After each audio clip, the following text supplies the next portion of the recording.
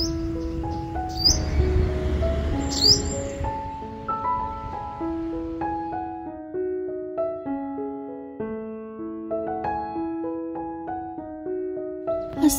আলাইকুম। আমি ফারজানা ফাতেমা মানিকগঞ্জ থেকে বলছি। আশা করছি আপনারা সবাই ভালো আছেন। আমরা আল্লাহর রহমতে ভালো আছি।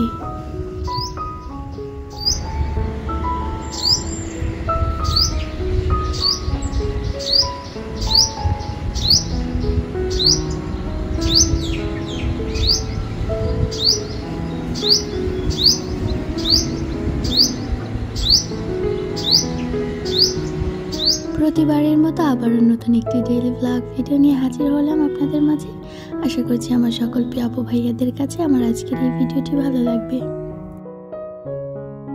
ভোরবেলার সৌন্দর্য সত্যি অসাধারণ। যারা নাকি ভোরবেলায় ঘুম থেকে ওঠে তারাই আসলে উপভোগ করতে পারে সূর্যোদয় থেকে।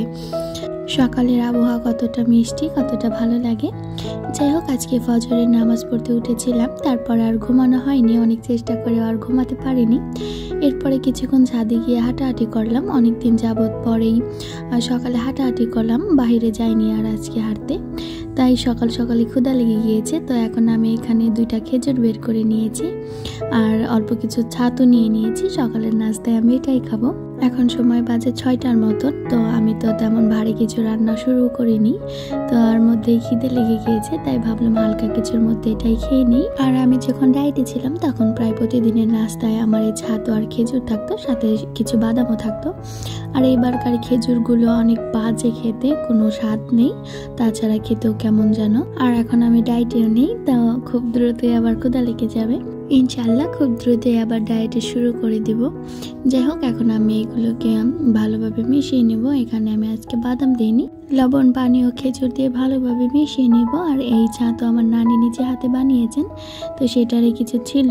যাই হোক, এখন আমি খাবার খেতে থাকি।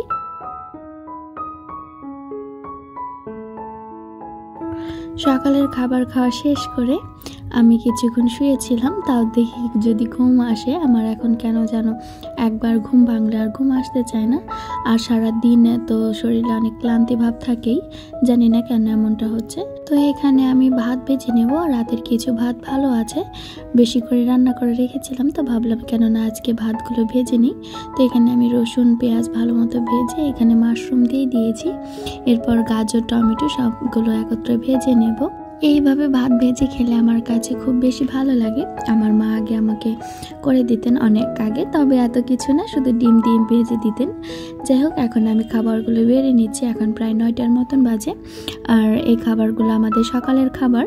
যাই হোক, আমি যদিও একবার খেয়ে নিয়েছি। আর দুপুরের জন্য আমি রান্না করেছি মুরগির মাংস দিয়ে ভুনা খিচুড়ি। তো বসে থাকতে থাকতে ভাবলাম বাইরে বৃষ্টি হচ্ছে, তাই মুরগির মাংস দিয়ে ভুনা খিচুড়ি করি। এরপর সারাদিন আর কোনো কাজই করি নাই, শুয়েছিলাম সারাদিন। তো চলে আসলাম কিছু বাজার গোছাতে। আজকে যতটা খিচুড়ি রান্না করেছি তা আমাদের দুপুর আর রাতে হয়ে যাবে। যাই হোক, এই যে বাজারগুলো বের করে নিচ্ছি। এখানে প্রথমে বিস্কিট বের হয়ে গিয়েছে, আর এই মিলানো বিস্কুটটা মনে হয় আমাদের আজকে প্রথম এনেছে।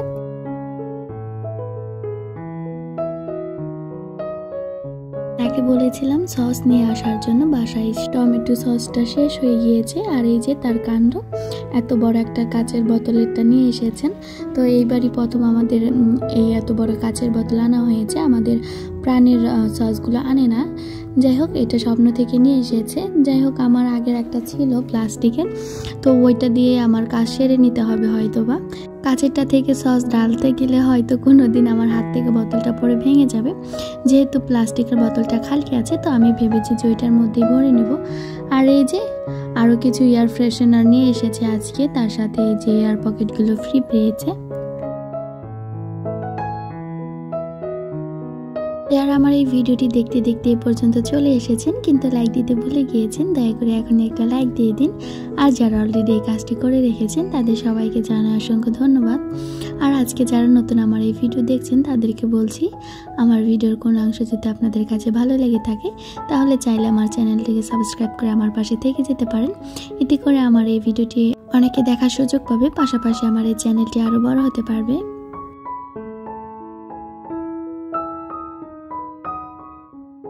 আর এই যে এই এয়ার ফ্রেশনারগুলো আমার কাছে খুব একটা ভালো লাগেনি, এটা কেমন ঠান্ডা একটা পাউডারের গন্ধ আসে।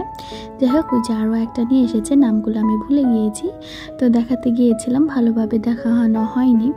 যাই হোক, এখন তো বাজার দেখিয়ে দিলাম, এখন এগুলোকে গুছিয়ে রাখার পালা। আর যে সব বাজার আমাদের ঘরে বাড়তি থাকে, তো সেগুলোর জন্য আমি একটা আলাদা বক্স রেখেছি, তো সেই সব জিনিসগুলো আমি এই বক্সেই রেখে দিই। আর সেই এয়ার ফ্রেশনারগুলোও আমি এই বক্সেই রেখে দিলাম। যাই হোক, বাদ বাকিগুলো জায়গায় রেখে দিব। আর বিস্কুটগুলো আমি আজকে ঢেলে নেব, আজকে শুধু মিলানোটাই ঢালবো। যাই হোক, এখন আমি এটা প্যাকেট কেটে একটা বয়ামে ভরে নেব। আর সেই সাথে আমার ছেলে এই বিস্কুটটা দেখার জন্য আগ্রহী, আমার সাথে দাঁড়িয়ে আছে।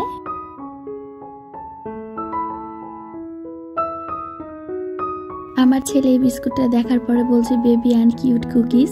যাই হোক, আমার ছেলে অনেক সুন্দর লেগেছে ওর কাছে, আমার কাছে দেখতে খুব ভালোই লাগছে। তো একটা খেয়ে দেখলাম, খেতে বেশ ভালোই। তো এখান থেকে আমার ছেলে একটা নিয়েছিল খাওয়ার জন্য, কিন্তু ও আর খায়নি, আবার রেখে দিয়েছে। যাই হোক, এগুলো আমি এখন বয়ামে রেখে দিব। আমি যত বড় বয়াম নিয়েছি তার তলানিতেই রয়ে গিয়েছে আমার এই বিস্কুটগুলো। ভেবেছিলাম একসাথে 6টি বিস্কুটও রেখে দেব, আর রাখা হয়নি, এই একটাই রেখে দিয়েছি এখানে।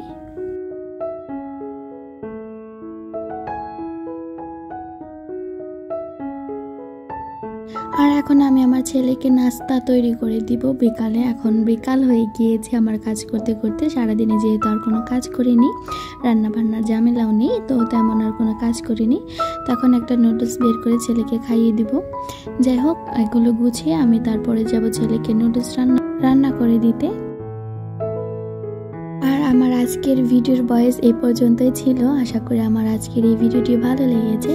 ভালো লাগলে অবশ্যই আমার চ্যানেলটিকে সাবস্ক্রাইব করে আমার পাশে থেকে যাবেন। এরপরে আমার ছেলের কিছু কথোপকথন রয়েছে, সেটা রিয়েল ভয়েসে রেখে দিলাম, আশা করি ভালো লাগবে।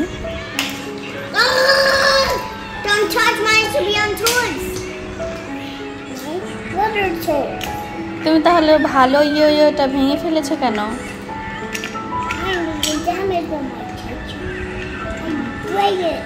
আচ্ছা ঠিক আছে, খাবার খাও।